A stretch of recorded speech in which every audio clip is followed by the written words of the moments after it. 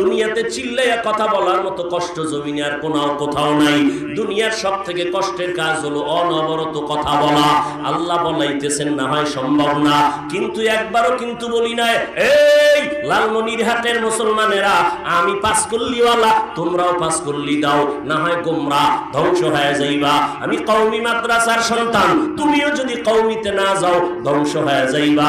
একবারও বলি নাই আমি তাবলীগের লাইনের সন্তান, আমি পীরের মুরিদ, তুমিও তাবলীগের যাও, পীরের কাছে যাও, না হয় জাহান্নাম ছাড়া উপায় নাই। একবারও বলি নাই। ইনশাআল্লাহ বলার কোনো ভয় তোমার অন্তরে নাই।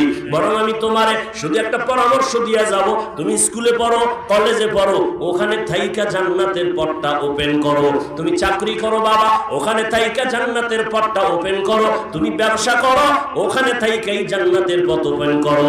করা যায় না? তোমার মতো যুবক